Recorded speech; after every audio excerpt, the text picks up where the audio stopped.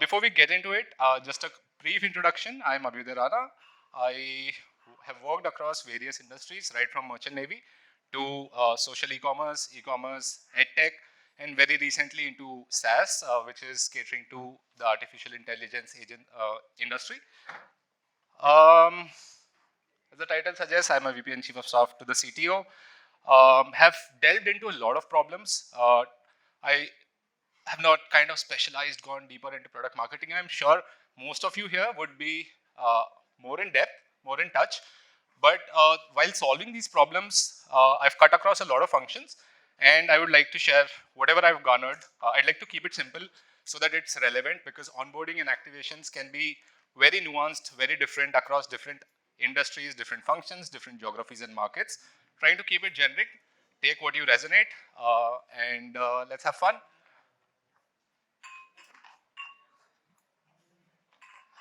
Sure. So, what is user onboarding? Why is it important? A typical user onboarding process would include a sign-up flow, a welcome screen, some checklists, tooltip, in-app guidance, emails, calls, webinars. Guys, these are very basic. Most of you would be doing it. I would not go deeper. But what I would like is a very two-way communication. I am not a guru. I am here to learn from you. I'd like to learn from your questions. So at any moment where you feel like you have a question, counter question, argument, you don't agree with what I say, please raise your hand and we'll keep talking while we go. Fair? Yes? Thank you. Some stats to drill home the point why user onboarding is important. 97% of companies say that to achieve product growth, a good user onboarding process is necessary. 82% of enterprise organizations say their onboarding is a key driver of value. 74% of companies acknowledge the importance of onboarding and have a dedicated customer onboarding team. More than 50% of companies across all segments have a VP representation now for customer onboarding. 8 out of 10 users admit to have deleted an app because they didn't know how to use it. We build our products, we think that, hey, we've put out the best product in the market. And then we realize that users ko chamak nahi raha yaar kuch. And 8 out of 10 users say that. So that's how important onboarding is. 86% of people say they'd be more likely to stay loyal to a business that invests in onboarding content, that welcomes and educates them after they've bought. And 74% of potential customers will switch to other solutions if the onboarding process is complicated, right? I hope you're all inducted into this session now, not sleepy. I hope I've onboarded you, right? Let's move. User onboarding can be challenging, but the rewards are priceless. What are the rewards? Faster activation, higher engagement, retention, customer success, advocacy. What's advocacy? Anybody? Advocacy? Referrals, K factor, virality, word of mouth. Right? The faster you onboard, faster you activate, faster your virality kicks in, which has a K factor multiplier. Let me gauge. Obviously, I put you all guys on a pedestal. All our product marketeers. You have, a deeper understanding of product marketing. But I'd just like to kind of understand from you guys. Please scan the QR code.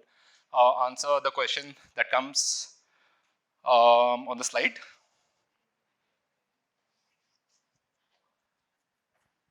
Ma'am, are you able to see the question?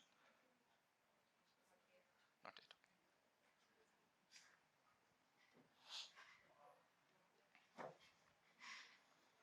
Question is, what is an activation movement?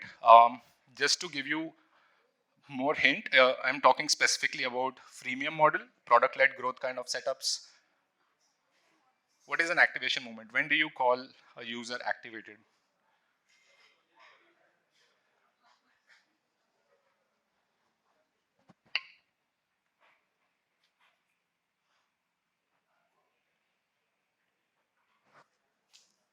Yeah, are we done? 30 seconds?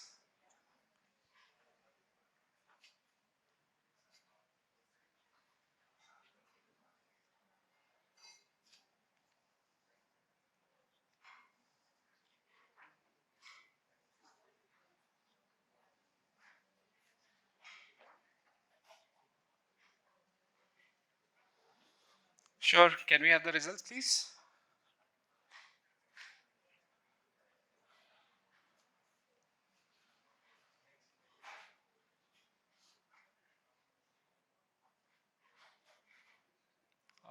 Tanya, WebEngage team, Pallavi.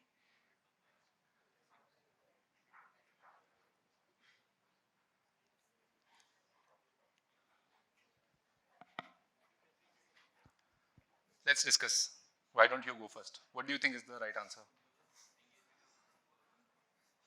Users who engage with your product for the first time. What's your good name, sir? Abhya. Abhay. I am Abhyudaya. Very close. Sure. Any other pointers? Somebody else, ma'am? When users engage with your product for the first time. Okay.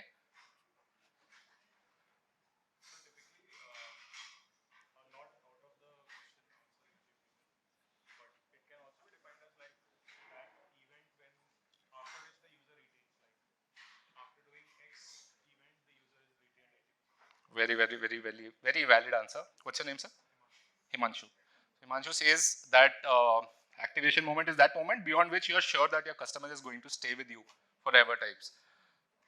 I would say that's full activation, but activation comes slightly before. Activation is a marathon, not a sprint, and it's not a point, it's a series of points. I would like to put it that way. Any solve for this? No? We would come back and revisit this. Please help me with the answers. I'm really curious to know.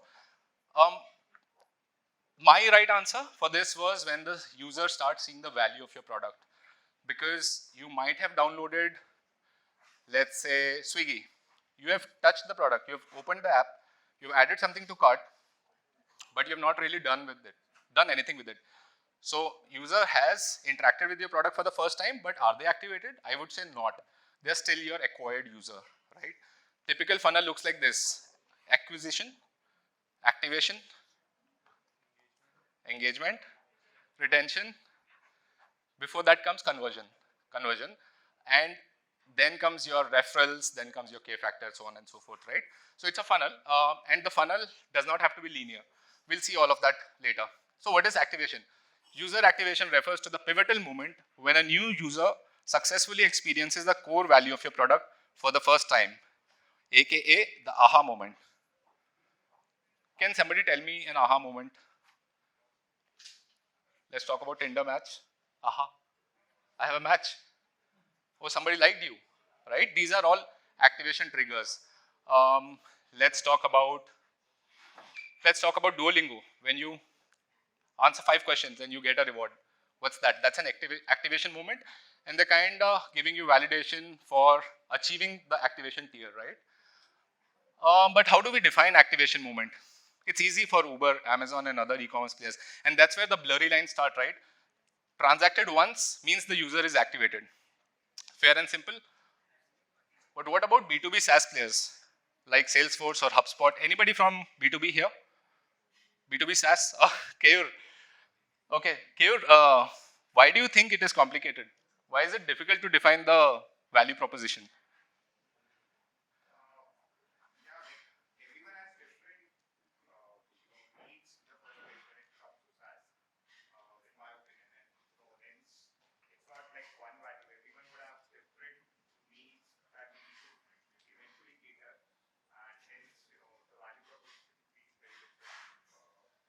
Perfect.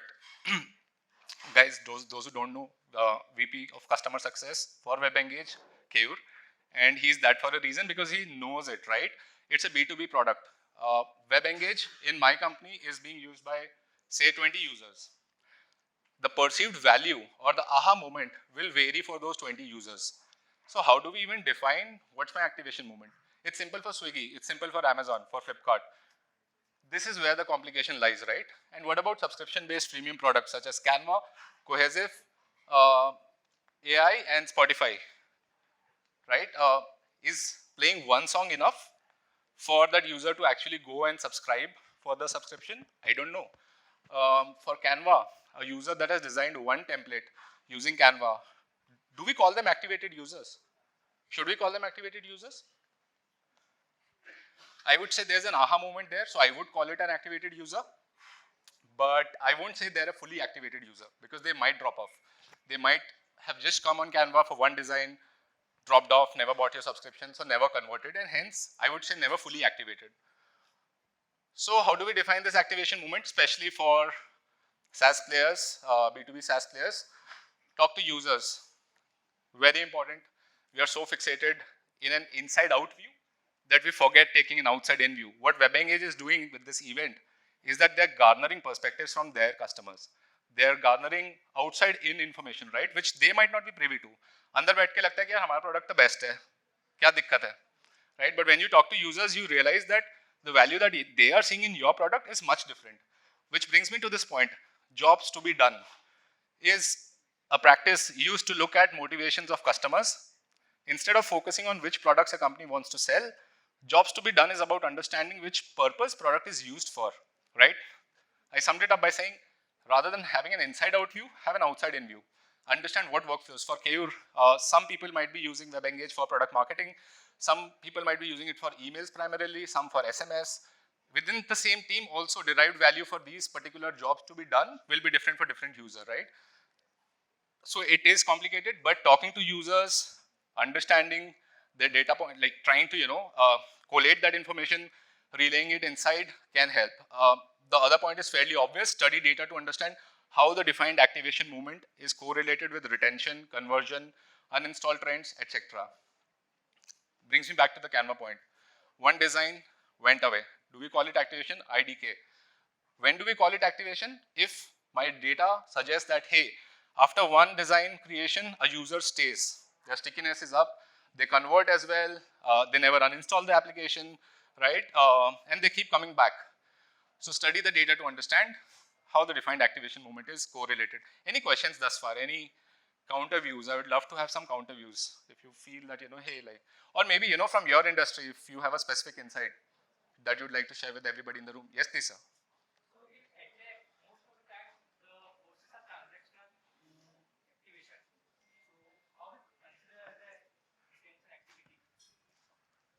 I didn't get your question.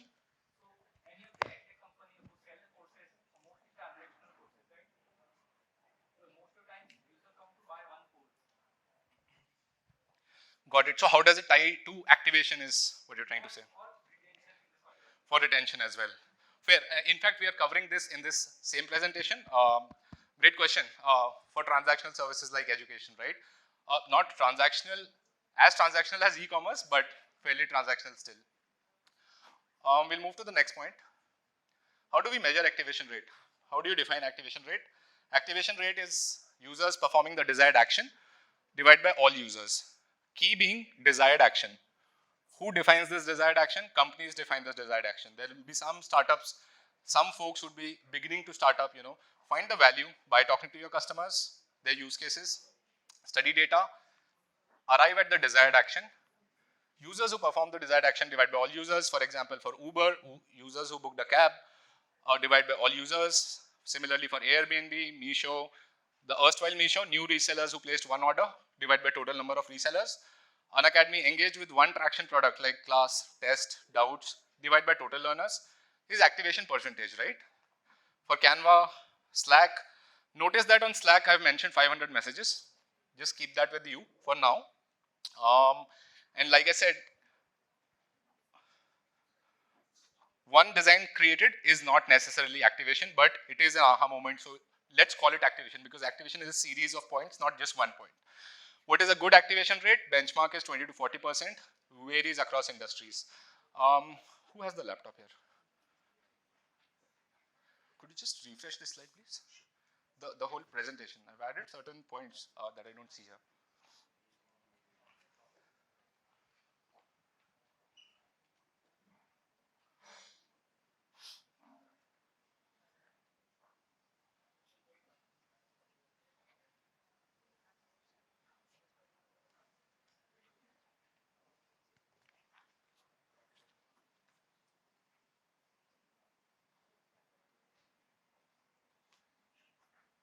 Okay, thank you.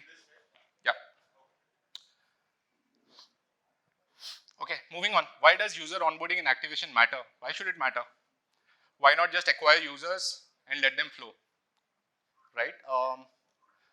Just take 30 seconds to absorb it. It's a challenge to you. Take 30 seconds to absorb this picture.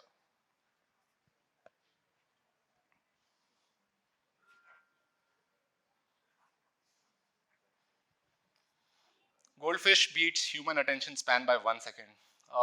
Sad but true. As per a CNN health report, in 2004, we measured the average attention on a screen to be 2.5 minutes. Mark said. Some years later, we found attention spans to be about 75 seconds. In 2023, we find people can only pay attention to one screen for an average of 47 seconds. If your product doesn't have thumb, all you have is 47 seconds to show your value, show your product's value. That lady in the polka dot, I see you.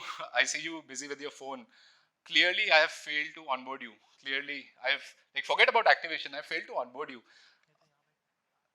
Yeah, so guys, this is about attention span, right? Um, if you don't mind me asking, is that so important that you would leave this? My onboarding journey, my activation moment is still coming to engage with your phone.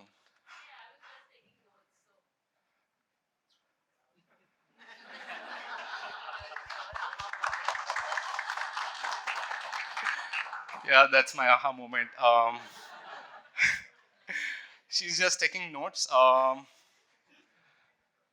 I'm so sorry to have put you in a spot. And that's what we all do. We all do. You would have heard all our product marketeers. अरे users नहीं आ रहे 3 mail भेज दो पहले दिन 10 mail भेज दो right 5 PNB डाल दो मेरा रिवेन्यू गिर रहा है बिजनेस टीम्स मेरा रिवेन्यू गिर रहा है 10 नोटिफिकेशन भेज दो right they do the same mistake as I just did. Maybe the user is interested in your product, but they're too busy checking out the product more. They're so interested that they don't want to go to aha moment just yet. And when you spam them, when you put them in a corner like I did to her, you're basically dropping that user off. That user is bound to go. Thank you for not leaving, but they're bound to uninstall your app if you push them too much. So how do you find this sweet spot? How do you even understand that, hey, user is not activated, let me spam them more versus let me not touch them because I don't want to annoy them? How do you, I'm sure you would have some great insights about it.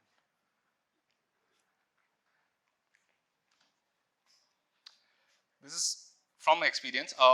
What we did was to understand users who played around with your app, opened your app, checked out, study their touches, where all did they go, what all did they do. And a user who is doing all of that and is not yet activated needs some time to cool off, needs some time to, kind of understand your product better. Give them that space. Users who have not even opened your app, by all means, at most they will lapse. At most they will drop off, but they were never intent on using your product in the first place. The way you segment this clearly defines annoyance versus not doing anything about it, right? Sure, moving on. Importance of day one, super important. As per an App Supplier report, of the uninstalls that occur within 30 days of download, 49% take place during the first 24 hours. Let that sink in. Look at the graph, 49% drop-offs that could happen over 30 days happen within the day one. More than almost 1 in every 2 apps that are installed are uninstalled within 30 days of being downloaded. Any startups, any people who are planning to start up? Just trying to drill in the intensity. Okay, let's assume you both are trying to start up. One of you will fail. Let that sink in. Could be her, could be you, right? And just trying to drill in the importance of day one, right? Yeah, this is not the updated slide because I see my notes here, but let it be natural. Takeaways. Value needs to be made apparent as soon as possible. Nailing the onboarding process is super critical. Don't overpromise and underdeliver. This is not related to product marketing at all. Somewhat actually, but not so much. And activate them really quickly. Why focus on activations? In SaaS, particularly in the freemium model, activation is perhaps the best upstream metric that impacts not only the revenue coming from new users, but recurring revenue from existing users. If they have a full activation moment before they became your subscriber, chances of their longevity on your product increases. They become your paying customer forever. And hence your recurring revenue from the existing customers go up. At the same time, if your activations happen quickly, your new revenue starts coming in fairly quickly as well. A report by AppQs states that 25% increase in activation yielded a 34.3% lift on monthly recurring revenue after 12 months. Right? It also gives you a line of sight how many people are going to convert into paying customers. Why is it important? Why is getting this line of sight important? Yes, I think you are raising a hand. Okay. Your journeys will vary, right? Two segments, one big funnel, all users, acquired users, not interested in your product, some of them, some are interested. Interested ones are the ones who will get activated. Would you want them to go through the same welcome, blah, blah, blah, we are this, we do this, we can solve this, through the same onboarding flow?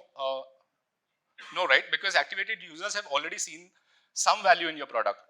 You would want to encourage them. You would want to give them social proof. You would want to call out their key milestones as they've engaged on your app.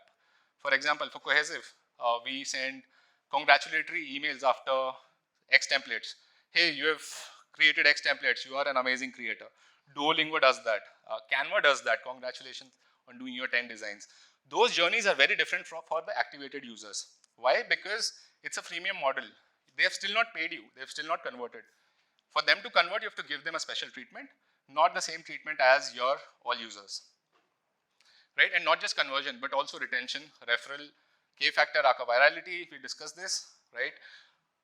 Slack's full activation definition is when a team has sent 500 messages, right? Keyur, would you resonate with this? Slack has set their bar so high कि 500 message पहुंच गए एक team के तो सारे activated है. That's a good assumption to have, right? Because if I keep activation definition of Slack as just one message sent, I'm not sure if that guy was Enthu Cutlet or was that guy the least interested user, right? We don't know that yet. Slack, in fact, has different teams for, they have a different team for 0 to 1 messages, 1 to 100 messages, 100 to 500 messages, 3 different teams because they're serving 3 different purposes. Because they're taking the users from their first aha moment to the full activation moment, right? CEO of Slack said in an interview with the first round that they found 93% of their accounts actually stick around and become lifelong customers once they have reached that specific threshold. He's not playing the short game. CEO is playing the long game, and hence he set the activation definition quite high. From my experience, Misho, when they were purely into social e-commerce model, idea was for users to generate money for their own while selling it to somebody else. So if I just purchase for myself, I will not call them activated. But if they earn money while selling it to somebody else through marking up the product price, I would call them activated. Initially, we were at one order activation. We would consider that as activation. Slowly, we realized that, hey, they're just trying out the product. There's no margin. They are paying from their own pocket. They're ordering at their own location. So they're not literally reselling, but they're just buying. And if I consider that definition as activation, all my metrics, downstream metrics are going to go for a toss. My projections are going to go for a toss. Hence, we changed that definition from 1 order to 3 order. Only when a user placed 3 orders, we would call that user highly activated user, and we would then consider that user as a serious user, and they would go on placing order. क्योंकि एक बार खून लग गया है, पैसा बना लिया, right? You've earned some money, and that was the whole value proposition of Meesho, by the way, back then. So, key principles of effective user onboarding: listen to your customers. That activation event could shift. The market could shift. The industry can shift. Product and competitors can shift. What do I mean by that? Activation event could shift. What does that mean? We just discussed it, right? Just like 2 minutes ago. 1 order to 3 order because we understood we were considering the wrong activation definition. One more example. In Unacademy, we used to consider 5 minutes successful view, 5 minutes watching a live class for 5 minutes as a successful view, and a user who has done an SV, successful view, is an activated user. Fair enough, 5 minute dekh liya means usko acha lag raha hai product, and let's call them activated, let's nurture them more, let's nudge them more. But then back then our classes used to be shorter in duration. Then our classes became longer in duration. On an average, our platform class duration increased in duration, and hence we could not stick to 5 minutes definition, right? Because that would be criminal. Why would that be criminal? Because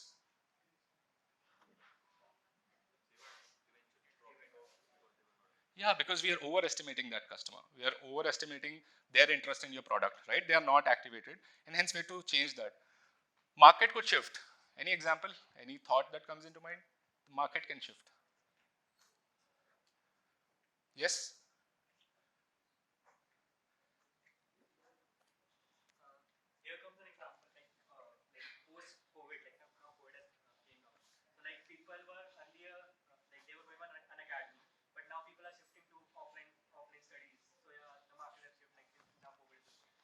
Great. I think I would say the event is correct, but the understanding is not. Because our top of the funnel might have reduced because of offline, but the ones who are online, our product is still the same, our value offering is still the same. So my activation definition would not change technically, but that's a great example and good thought applied, because what comes to my mind is live commerce. Live commerce pre-COVID versus during COVID, for example. Live commerce pre-COVID, live commerce companies would say that, hey, if a user has watched a commerce video for 3 minutes, let's call them activated. Yes.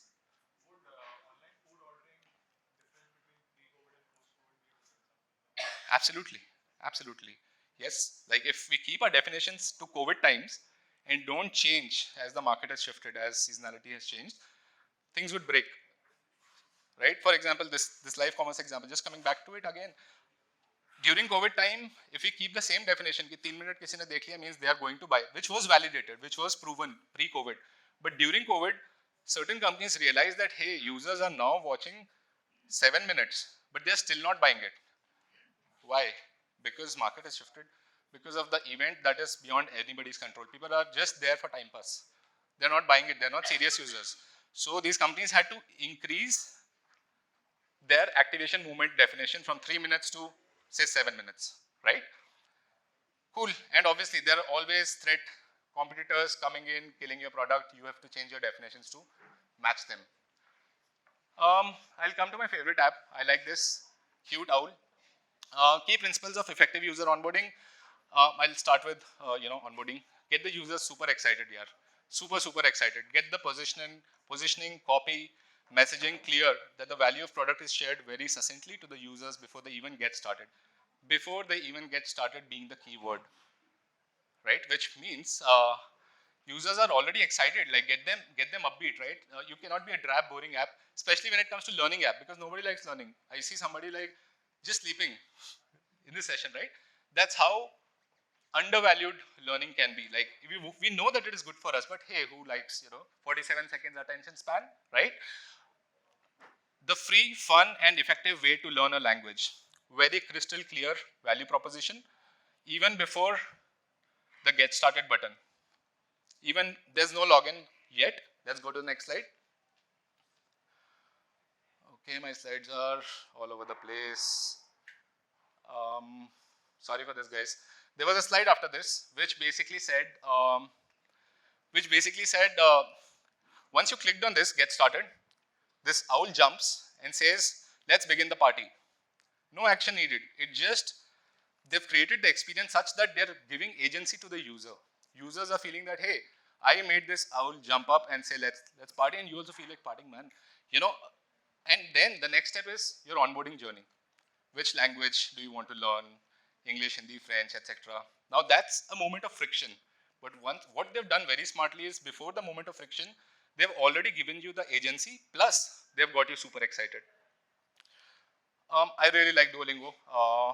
Next, give users dopamine boost. Habit forming is at the heart of retaining users. Somebody was talking about retention, right? Habit forming is absolutely critical. Yes, activations are important, but once users are fully activated, how do you get them to form a habit? And the sooner you start, the better it is. Which means, although gamification, engagement, habit forming are terms associated with engagement, with retention, right? But specifically for gaming industry, which is built around gaming, gamification makes a lot of sense for them, right? Why wait until a user is activated and then build it? Build it from day one.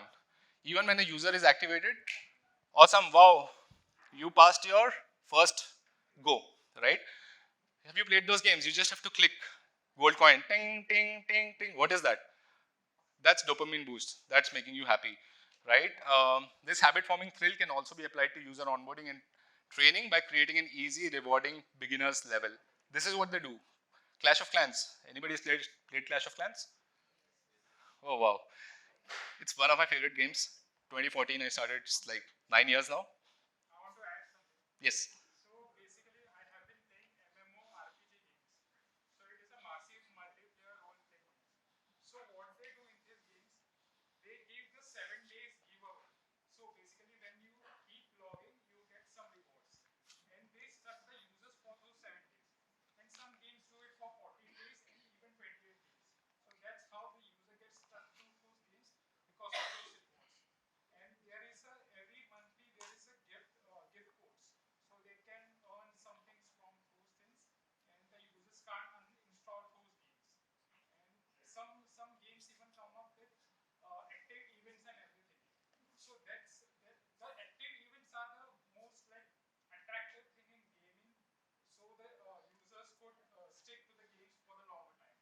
Absolutely. Well put. You seem like a hardcore gamer. Yeah, so habit forming, right? Giving certain reward for turning up every day. Show up on our application, be it for 5 minutes, play one game and go. But come, right? That's habit forming, and the sooner you start, the better it is for most of the products, but more so for gaming industry products. Giving users the dopamine boost. Deferred onboarding, right? Now, this is not a key principle. This is an example of a deferred onboarding. What is deferred onboarding? HeyPy.com, those who have not checked it out, please check it out. It's one of the latest things. It runs on AI. It answers your very basic to very nuanced questions, not as heavy as ChatGPT, seemingly. Lighter, works on your phone browser, not associated with them in any way, but still, showing the value, because I want you guys also to take away something interesting from here. Show value first, create friction later. What was happening here was I was asking certain questions to HeyPy about this event only, like, hey, what do I do this? Give me some data points about this, blah, blah, blah. Without any friction, it answered all my questions beautifully for 6, 7 questions. Beyond that, I saw the screen. Give value upfront and then create friction later. Now I am invested. I've already asked 7 questions. My thread is going on. And comes the screen where, sorry to interrupt, we hope you have been enjoying your experience. So that Pi can save your conversation history and keep in touch with you by text from time to time, please create an account. Simple, 2 fields, low friction I would still say, and also informing user about their data policy. Pi will keep in touch with you by text from time to time. We will reach out to you, right? And I think this is beautiful because they did not, had they made this the first step, why would I try HeyPy when there is ChatGPT? Another example of deferred onboarding, DoorDash.com. I'm hungry. I find my favorite product, Crunch Wrap Supreme, right? It looks good. At the very last minute, when rats are creating noise in my tummy, is when they say sign up to continue. I say this is beautiful because had this been the first step, I would not have waited because I'm hungry. I would have gone to a rival app. I would have gone to an Uber Eats, etc. Right? But at the very last minute, when you give sign up to continue, it helps. And what's happening here is this guy is not even your user. They are not even acquired. After clicking this, they not only get activated, but also become your acquired user at the same time. Those, like I said, the funnel does not have to be linear. 2 steps of the funnel, which is acquisition and activation, are happening in the same flow. Why am I calling this activation when we just discussed Uber activation is one ride booked? Uber Eats or whatever, DoorDash should also be one order placed, right? So this, why am I saying add to cart is an activation? Activation, conversion, and acquiring user is happening at the same moment. I think this is beautiful. Yeah, somebody, anybody? Like I said, definitions are bound to change. Definitions are up to us. It depends on DoorDash what they decide their activation definition is. If I am, yeah,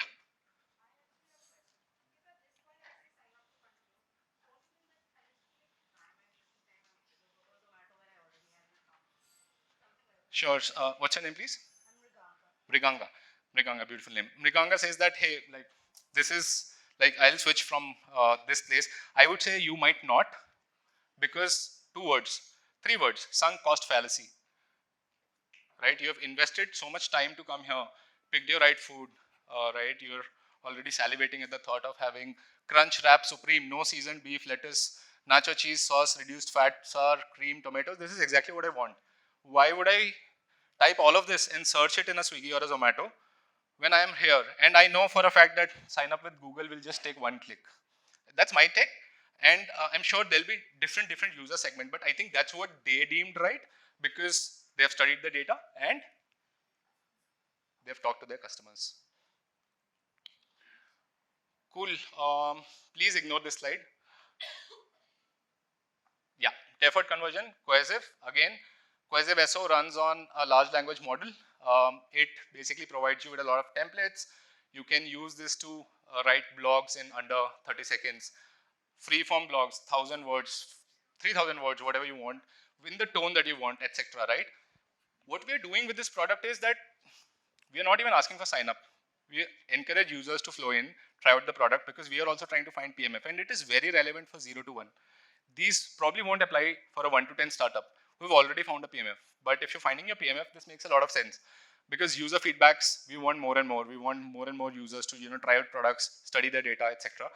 But once they exhaust their limit of 10,000 free AI words for this month, is when we ask them to upgrade now, right? And we assume, not assume, we've realized that at 10,000 words is when user is already hooked, they're liking your product already, and they would be happy to pay.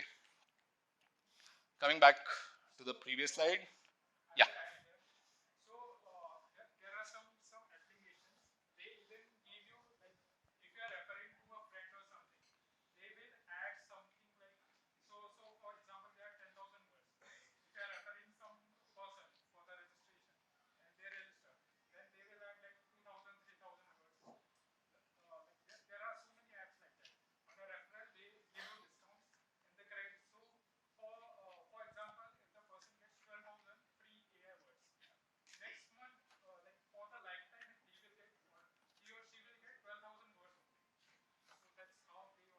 Absolutely, they are indexing on referral. If you don't convert, if you're in no mood to pay, please bring your friends who can pay. Um, cool. Activation, please ignore this photo. I'm sorry for this. Activation is a marathon, not a sprint. We have discussed this, right? Just reinforcing the point. Take the users along their journey from the first aha moment to a full activation moment where we are sure of long-term paying customer. Like we discussed, Slack has a dedicated team. Unacademy, answering your question, sir. So it's not, our definition used to be if they've engaged with one successful class, right? Which is 5 minutes or now 10 minutes, whatever, right? We would want them to go, that's their first aha moment. And then we want to take them through this journey. Okay, you've watched the class now, take this test topic, take this test around this topic. Once you've taken the test, obviously you will have certain doubts. We have a very beautiful ask a doubt feature. You just click a photo, it will give you a video-based solution within seconds. Just imagine like millennials here. If a product like that existed when we were studying, it would have been much easy, right? But we would want the users to go through the entire journey, step 1, 2, 3, which is when we would call the users to be fully activated. And again, that's where activation journeys are different than acquired users journey part comes in. We would not want to have this flow necessarily for acquired users, but for activated users who have got activated using successful view of a live class should take this ideal journey, right? Non-PLG hacks. Again, the slide is not perfect. Let me just still walk you through it. These are janky solutions. These are not your fully scalable solutions. But again, for 0 to 1 people in the room who are thinking of starting up, which I'm sure a lot of people in this room would be starting up sooner or later, right? You cannot jump onto writing the best journeys, writing the best copies without talking to your users. We have discussed it, right? And how do you make it better? Get onboarding calls. It's not scalable, but in 0 to 1 journeys, it helps. For big ticket items in subscription products, it helps. Anybody is a customer of Country Delight? Subscriber of Country Delight? Yeah, when was this? 7, 8 months back. Did recession hit us back then? I don't know. But they were doing onboarding calls for all their country delight customers. Hey sir, welcome. We have this and this. That's also an upselling opportunity, right? That they see it. But that welcome call was so beautiful. You felt as if you actually have put your money at the right place, and users get onboarded, right? We did that with Unacademy as well. Some subscribers who have bought the product. Now, how do we increase our product adoption? By walking them through the steps. Sometimes it's easier that way. And also at the same time, we get a lot of meaningful feedback back from the customers, which again is important for 0 to 1 journey. This point is basically leveraging WhatsApp for novel ways of onboarding. Sometimes your product value proposition might not be enough, especially in 0 to 1. Why? Because there's lack of trust. Onboarding calls can help lack of trust. But what happens when you cannot make as many calls? You don't have as many funds or operations to handle, right? You don't want to outsource it. What do? You leverage WhatsApp. A very unique example that I'd like to talk about is again takes me back to the Misho days when we were trying to activate mentors, trying to activate new resellers who had just downloaded the application. Now it might seem easy, just add the margin on your product, share it to your friends. Friends will share their interest कि हाँ ये लाल वाला चाहिए मुझे, and you place their address as the final destination, add the markup, earn money. It sounds simple, but it is not. Absolutely not, because not everybody is a marketeer. Not everybody is an extrovert. Not everybody has a social network or a readily available social network, like let's say their own WhatsApp groups or Facebook groups. So it takes a lot to train them. The whole concept of onboarding becomes even more painful for such applications because you have to train the users also how to market, how to share. Like using your product is one thing, but marketing is, I would say, kind of soft skill, right? What we did was we developed a mentorship program where we leveraged our existing power resellers, mapped one mentor, a power reseller, with 50 new resellers who are the mentees, mapped them in one WhatsApp group, devised certain guidelines to maintain decorum.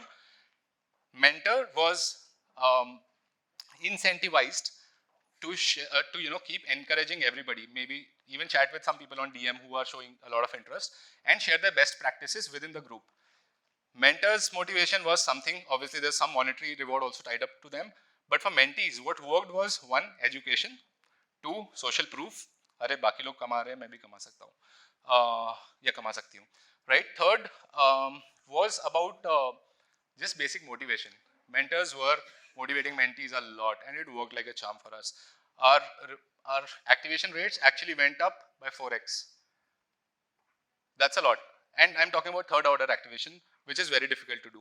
But through these programs, it went up to 4x, but then comes the issue of scale. Up until when can you do it? When is the right time to productize it? Those are certain questions which I would not touch upon right now, but that's just food for thought for you guys. That's it. I would keep it simple. I hope it was thought-provoking. I hope you have certain things, certain key takeaways to take away from this presentation.